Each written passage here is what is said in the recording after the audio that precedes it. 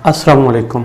कश्मीर की जो तहरीक है वो काफ़ी अरसे से चल रही है, लेकिन पिछले कुछ दिनों से जब 5 अगस्त आया और 5 अगस्त को मोदी सरकार ने एक स्टेप लिया और उन्होंने स्टेप ये लिया कि 370 और 35A आर्टिकल जो कश्मीर को प्रोटेक्ट करते थे उनको ख़त्म कर दिया और अब कश्मीर कानूनी तौर पे इंडिया का हिस्सा बन चुका है। चूँकि इंडियन जो पार्लियामेंट है या इंडियन जो असम्बली है उन्होंने ये बिल पास कर दिया है, लेकिन इससे जो फ़ायदा हुआ है, सबसे बड़ा जो इसका फ़ायदा हुआ है वो ये हुआ है कि इस तहरीक ने ज़ोर पकड़ लिया है।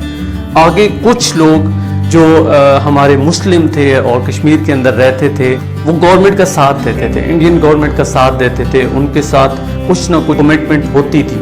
लेकिन अब जो है टोटली वो भी उनके अगेंस्ट हो गए हैं और आगे अगर 70% लोग इंडिया के खिलाफ थे तो अब 99% जो कश्मीरी हैं वो इंडिया के मुखालिफ हो चुके हैं, इंडिया के खिलाफ हो चुके हैं। और इस वजह से जो कश्मीर की तहरीक है, आज़ादी की तहरीक है, वो बहुत ज़ोर पकड़ गई है और इसमें पाकिस्तान तो डेफिनेटली कश्मीर के शाना बशाना खड़ा है और उनका साथ देगा। साथ क्यों देगा?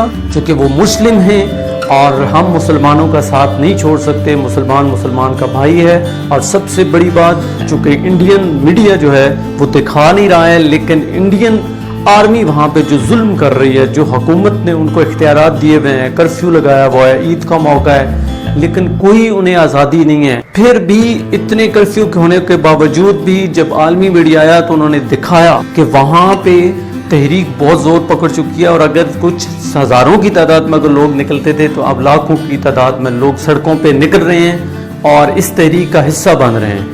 अब ये तहरीक हरगिज़ नहीं दबाई जा सकती, हरगिज़ नहीं रोकी जा सकती और पाकिस्तान तो डेफिनेटली सिफारती सतह पे, अखलाकी सतह पे, हर सतह पे कश्मीरियों का साथ देगा और दे रहा है। और हमारे आर्मी चीफ ने भी कहा है कि अगर हमें आखिरी हद तक जाना पड़ा, खून के आखिरी कतरे तक लड़ना पड़ा तो फिर भी हम कश्मीर के लिए लड़ेंगे, लेकिन उन पे जुल्म नहीं होने देंगे, उनके साथ ज़्यादती नहीं होने देंगे। यही वजह है कि 14 अगस्त बहुत करीब है और हमारी जो आर्मी है, हमारी जो गवर्नमेंट है और जो हमारी आवाम है, इनका ये मुत्तफ़िक़ा फ़ैसला है कि हम 14 अगस्त 2019 कश्मीरियों के साथ एज ए यकजहती के तौर पे मनाएंगे।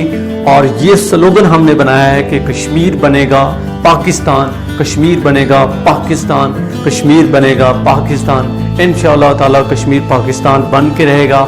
आगे तहरीक ये बहुत छोटी थी, लेकिन अब चूंकि तहरीक बहुत ज़्यादा हो गई है और आलमी मीडिया का प्रेशर आएगा। मोदी से ये जो काम हुआ है ये इसी तरह है जैसे कोई अपने ही पाँव पे कुल्हाड़ी मार लेता है और ये शायद इसमें कश्मीरियों के लिए और मुसलमानों के लिए एक बेहतरी थी, जो कि कहते हैं कि जो होता है अच्छे के लिए होता है। और ये जब से स्टेप हुआ है इससे तहरीक ने और ज़ोर पकड़ लिया है। तो बस आपने ये मेरा मैसेज दूसरों तक पहुंचाना है, ये गवर्नमेंट का मैसेज दूसरों तक पहुंचाना है कि कश्मीर बनेगा पाकिस्तान और हर सूरत बन के रहेगा।